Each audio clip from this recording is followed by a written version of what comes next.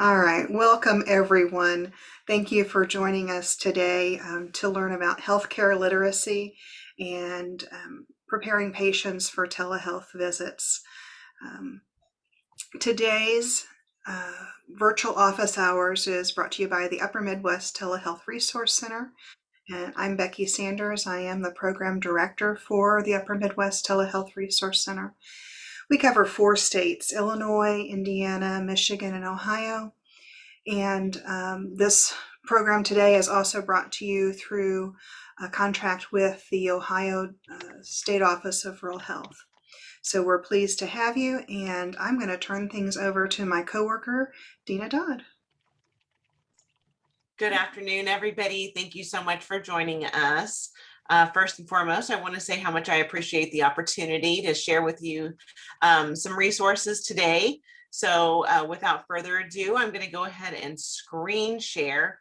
I do want to let everybody know that within the context of what I'm about to share, I do have a slide that's rather busy. So if I may pause for just a second while I pull up the true file so that we can actually get involved and invested in it. So hitting share here. Okay, hopefully everyone can see my healthcare literacy, preparing patients for telehealth slide. That is going to be the topic of our conversation today. And this is one that I really cannot stress enough. It's so important to help bring our patients along as we engage in telehealth. We kind of threw everybody into it at the inception of the public health emergency that we all experienced last year. Now, as we're taking a breath and realizing there were probably a couple of things that we could have done just a little bit smoother. So we're going to jump into some of those items today. Before I go much further, I do want to let you all know that the materials that I'm going to share today are all able to be found out on the Upper Midwest Telehealth Resource Center resource page. I have highlighted that link here on this slide for ease of seeing. And I just want you to know that we're going to just kind of dig in, like I noted, taking a look and better understanding what patient needs are with regards to telehealth and engaging in it. So the first thing that I want to share with you all today is really a patient provider workflow chart with regards to telehealth. It doesn't look drastically different from what a traditional workflow in the office is. However, there are some modifications that need to be made. So of course, as in a traditional setting, we're going to schedule an appointment for the patient, the nursing staff. And as you can see, before I go much further into this slide is broken into 3 parts. So the patient component is on the top side of this chart. The staff, office staff, is in the midsection of the chart, and then the provider is in the bottom 3rd section of the chart. So it's really easy. You can see the numbers on it, kind of shares where all of that goes. So we're going to schedule an appointment for the patient. The staff is going to screen the patient to make sure that they meet the telemedicine criteria. That criteria can look a lot of different ways. It may be making sure that their payer mix allows for telemedicine. It may mean verifying that what they're seeing the provider for, the best use of that provider's time and the patient's time is via telehealth. It may just be confirming that the patient has transportation issues and that this is the only way to see a provider. So lots of goes into what that screening component looks like. So we're gonna have the office staff confirm the appointment and then obtain consent. Oftentimes when you are working within a platform that provides telehealth, They don't necessarily offer consent within the platform itself. So if you have consent to see a physician, that consent actually carries over across that platform as an understood that the patient, since they are seeing the same provider, whether it be in the office or virtually, that consent does comply. We're then going to send the patient instructions. Again, that may be something as simple as sending them a text message over a smart device. So just like I have my phone here, text message pops up. It tells me that I'm going to see my patient provider at 1 o'clock on Tuesday, and that I need to log in 2 minutes before my appointment time. That's the long and short of it, if that's what happens across the text message. If it's something where I'm actually going to my primary care provider's office because I'm going to be seeing a specialist with my primary care provider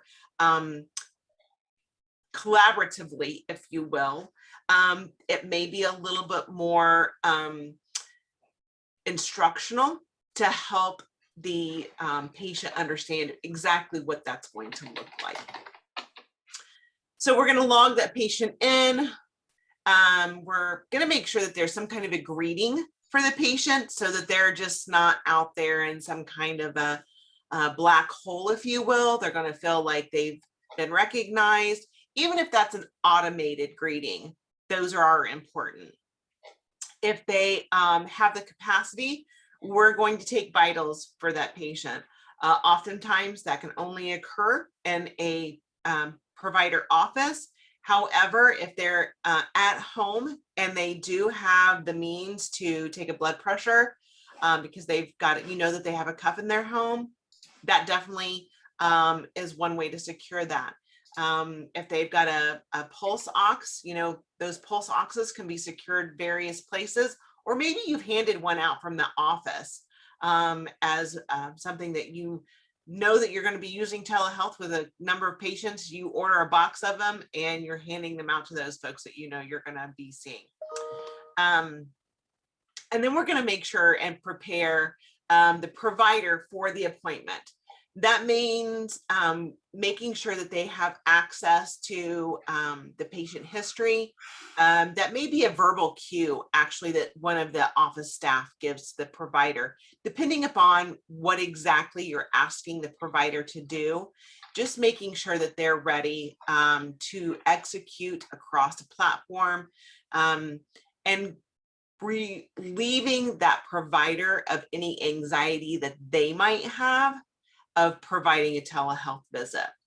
One of the other responsibilities of the office staff, and I'm going to plug this in here, even though it's not on this workflow, please, if you are office staff or a provider, make sure that the environment that the provider is in is prepared for a telehealth visit. Make sure that it's rather tidy. Make sure that there's good lighting, and just make sure that the distance from the provider and the screen is such that he or she can see, and that there is good audio. So doing a sample telehealth visit with your provider to make sure everything is working might be just a good way to comfort that provider, knowing that he has the tools and the resources in front of him to execute well. So then the provider is going to join the room when the patient, when the office staff knows that the patient is in the virtual waiting room. They're going to go through the exam. They're going to either possibly do a prescription refill, talk about, different ailments that the patient has had since their last visit. Possibly talk about following up with a specialist.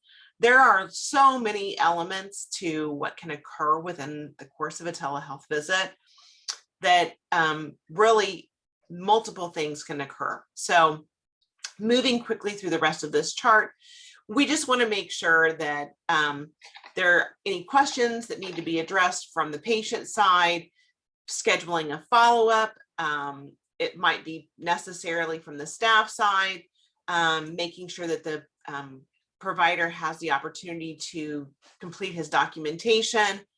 And then basically following up with the patient maybe a day or two afterwards, or if your platform allows, making sure that that exchange for that patient and with the provider was met with satisfaction. So maybe just a simple survey after the fact.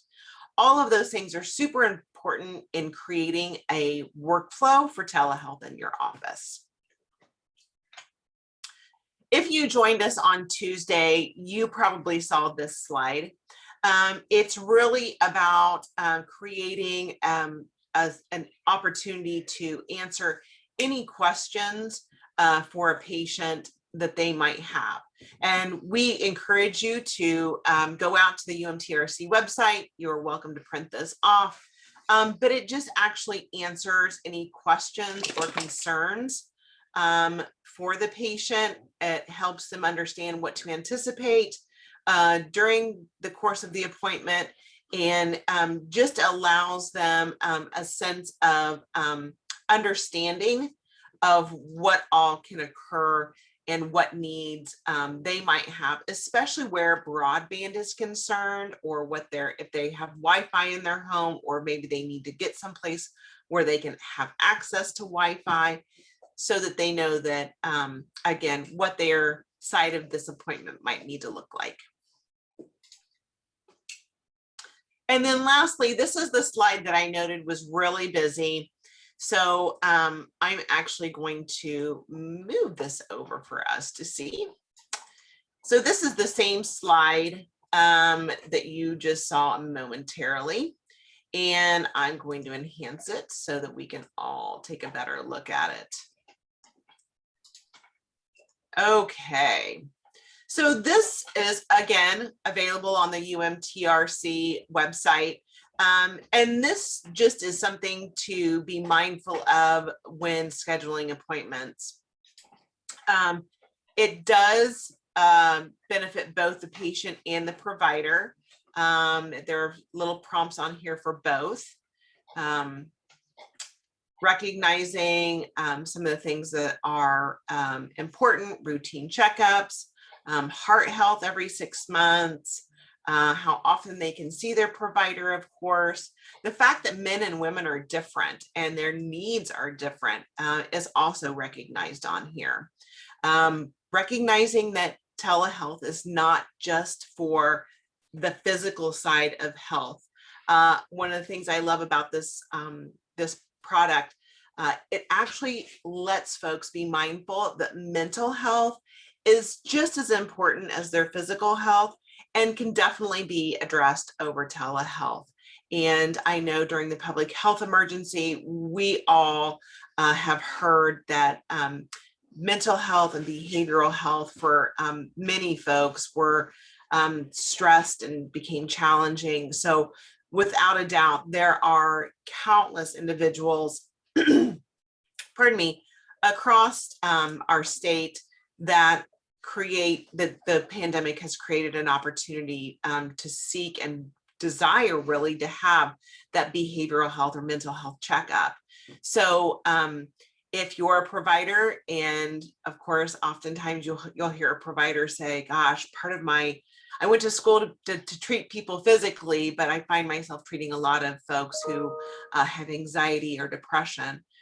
This is just verification that what they're doing and how they're doing it can definitely be delivered over telehealth. So here's again some components for what a patient can be doing at home. Making sure that some of the keys to their mental health are addressed, but it's just a really great slide, and again can be found on the TRC website. Close that out for us. And then lastly, I know you all are familiar with Becky. You see her beautiful face on a regular basis. As Becky noted when she introduced me, I am Deena Dodd. I am part of the UMTRC staff, And should you have any questions about the resources that you saw today, please feel free to reach out to Becky or I, or you can just simply go to the Upper Midwest Telehealth Resource Center page, look under resources, and you will definitely find these as well as others available to you. Becky, that is my last slide. I know that we only have a few more minutes, about 10, to answer any questions. I'm going to stop my screen share. I didn't know if we had any questions from participants today, or if there was anything that you would like to add to the discussion. Well, thank you, first of all. And I appreciate you going through that information. It is very valuable, and you did a great job going through it. There is so much to think about when you think about telehealth, and it's such a niche field that has gotten so much attention over the last, I guess we can say 15 months now. There's no end of different resources that we could create. So I want to thank you for joining us today, and for our virtual office hours. Typically we do just have about 15 to 20 minutes of content, and then we share that on our archived webinars portion of our website, and also on our YouTube page. So at this point, I am going to ask Carolyn to go ahead and stop the recording, and we will get that posted.